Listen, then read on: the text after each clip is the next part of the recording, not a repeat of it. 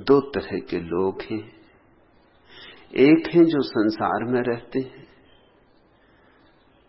और संसार में गहन आसक्ति निर्मित कर लेते। दूसरे हैं जो संसार से भाग खड़े होते, जिनको हमने सदियों तक सन्यासी कहा है। थे वे केवल भगोड़े, उन्हें हमने पूजा है, उनकी हमने अर्चना की है, उनके लिए हमने दिए जलाए, धूप बारी, उनके ऊपर हमने फूल चढ़ाए, केसर छिड़की, क्योंकि हमें लगा कि अपूर्व, अद्वितीय, असंभव कार्य उनने कर दिखाया है। हमसे तो छूटता नहीं, और वे छोड़कर चले गए। लेकिन उनसे भी छूटा नहीं है। असल में कहीं पकड़ ना जाएं, इस डर से भाग खड़े हुए। छूटने में और छोड़ने में फर्क है। छूटना तो बोध की प्रक्रिया है, वह तो सम्यक जागरण है, उसकी सहज निष्पत्ति है। दो फकीर एक जंगल में यात्रा करते थे, गुरु और शिष्य। बूढ़ा गुरु, युवा शिष्य। युवा शिष्य बहुत हैरान था। हैरान था इसलिए कि ऐसी बात उसने अपने गुरु में कभी देखी ही न थी। कुछ नई ही बात हो रही थी आज। गुरु बार बार अपनी झोली में हाथ डाल के कुछ टटोल लेता था। झोली में उसका जी अटका था। शिष्य सोचता था कि क्या झोली में है आज। उसे कभी चिंतित नहीं देखा, उसे कभी झोली में बार बार झांकते नहीं देखा। आज क्या माजरा है। फिर सांझ होने लगी, सूरज ढलने लगा। वे कुएं पर हाथ मुंह धोने, थोड़ा विश्राम करने, थोड़ा कलेवा कर लेने को रुके। गुरु पानी भरने लगा। झोला उसने अपने शिष्य को दिया, कहा जरा संभाल के रखना। ऐसा भी उसने कभी कहा न था।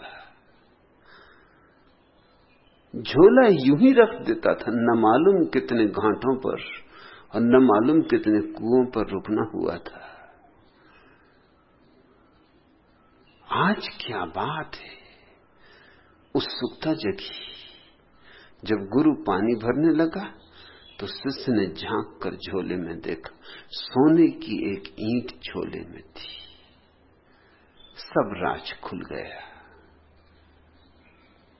उसने ईंट को तो निकाल के झोले के बाहर कुएं के पास फेंक दिया एक गड्ढे में, और उसी वजन का एक पत्थर झोले में रख दिया। गुरु ने जल्दी से हाथ मुंह धोया, नाश्ता किया, बीच बीच में झोले पे नजर भी रखी। एक दो बार चेताया भी शिष्य को कि झोले का ख्याल रखना। शिष्य हंसा। उसने का पूरा ख्याल, आप बिल्कुल निष्फिक्र रहें, चिंता की अब कोई बात ही नहीं।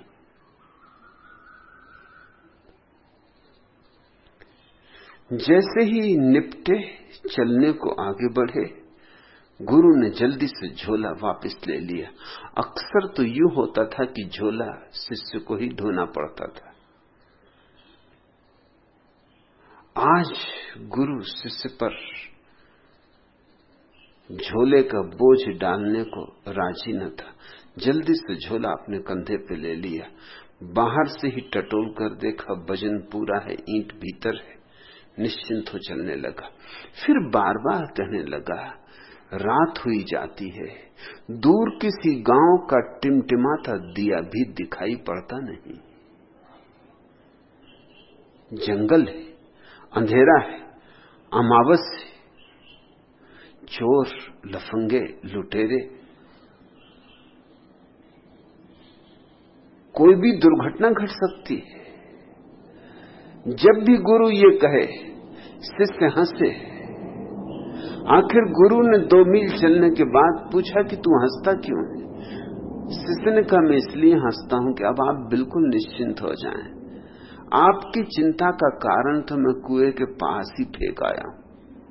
तब घबरा के गुरु ने झोले में हाथ डाला, देखा तो पत्थर था, सोने की ईंट तो जा चुकी थी। क्षण भर को तो सदमा लगा, छाती की धक धक रुक गई होगी, श्वास ठहरी की ठहरी रह गई होगी, लेकिन फिर बोध भी हुआ।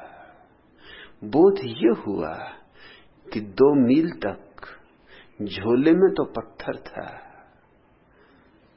लेकिन मैं यूं मानकर चलता रहा कि सोने की ईंट, तो मोह बना रहा। जिंदगी भर भी अगर मैं ये मान के चलता रहता कि सोने की ईंट, तो मोह बना रहता। मोह ईंट में नहीं था, मेरी भ्रांति में था। मोह ईंट में होता तो इन 2 मीलों तक मोह के होने का कोई कारण न था, चिंता की कोई वजह न थी। मेरी आसक्ति मेरे भीतर थी, बाहर की ईंट में नहीं। जिंदगी भर भी आसक्त रह सकता था अगर ये भ्रांति बनी रहती कि ईंट सोने की, और तत्क्षण भ्रांति टूट गई जैसे ही जाना कि ईंट पत्थर की है। झोला वहीं गिरा दिया, खिलखिला के हंसा, वहीं बैठ रहा, कहा आप कहां जाना है? अब गांव वगैरह खोजने की कोई जरूरत नहीं, वैसे ही बहुत थके, अब आज रात इसी वृक्ष के नीचे सो रहेंगे। शिष्य ने कहा, अंधेरा है, अमावस है, चोर हैं, लुच्चे हैं, लफंगे हैं, लुटेरे हैं। गुरु ने कहा, रहने दे, अब कुछ भेद नहीं पड़ता। अब अपने पास ईंट ही नहीं, अपने पास सोना ही नहीं, तो लूटने वाला भी क्या लूटेगा? इसे मैं छूटना कहता हूं। छोड़ा नहीं, छूटा। एक बोध जगा, एक समझ गहरी हुई, एक बात साफ हो गई कि सब उपद्रव भीतर है, बाहर नहीं। बाहर तो सिर्फ बहाने, निमित्त, खूंटियां, जिन पर हम अपने भीतर के उपद्रव टांग देते, फिर धन हो, पद हो, प्रतिष्ठा हो, परिवार हो, परिजन हो, मित्र हो, देह हो, मन हो, कोई भी बहाना काम दे देगा। लेकिन अगर भीतर टांगने को ही कुछ न बचा हो तो फिर सब बहाने रहे आए, क्या फर्क पड़ता है? फिर बाजार में बैठो कि मरघट में, बराबर है। वे जो भगोड़े हैं उनसे संसार छूटा नहीं, उन्होंने छोड़ा है, और दोनों शब्दों में उतना ही भेद है जितना जमीन और आसमान में। छूटना तो बोध से होता है, छोड़ना भय से होता है। भय और बोध का क्या नाता, क्या संबंध? वे तो विपरीत है, उनका तो कभी मिलन होता ही नहीं।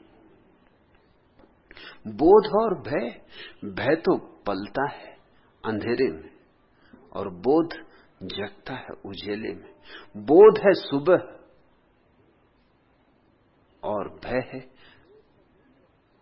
अमावस की रात। दोनों का कैसा मिलन!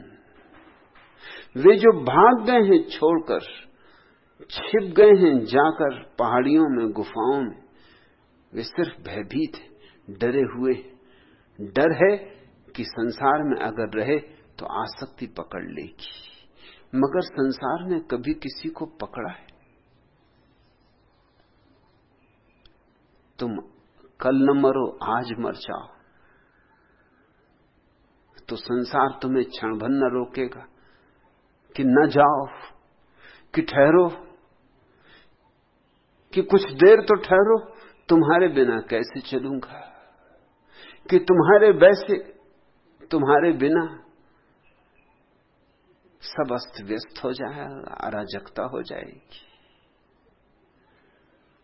तुम नहीं तो फिर जिंदगी कहां? रुक जाओ, ठहर जाओ, थोड़ी देर और जरा संभल लेने दो, परिपूरक खोज लेने दो, फिर चले जाना। ऐसी जल्दी क्या है? कल के मरते आज मर जाओ, संसार को क्या पड़ी? कुछ अंतर ही नहीं पड़ता। कितने लोग आए, कितने लोग गए, कितने लोग आते रहे जाते रहे, कितने लोग आते रहेंगे जाते रहेंगे। संसार अपनी जगह, संसार तुम्हें पकड़ता नहीं, तुम संसार को पकड़े हुए हो। इसलिए छोड़कर कहां भाग रहे हो? अगर पकड़ने की आदत तुम्हारी है तो तुम्हारे साथ चली जाएगी। उसे कैसे छोड़ोगे? वह तो भीतर है। तो हो सकता है महल छोड़ दो, झोंपड़ा पकड़ लोगे, सिंहासन छोड़ दो, लंगोटी पकड़ लोगे, तिजोरियां छोड़ दो, भिक्षा पात्र पकड़ लोगे, राज्य छोड़ दो, कुछ अंतर ना पड़ेगा। एक वृक्ष के नीचे बैठ रहोगे, उस पर कब्जा कर लोगे कि ये मेरा वृक्ष, इसके नीचे कोई और अड्डा ना जमाए, किसी और की धुनी ना लगे।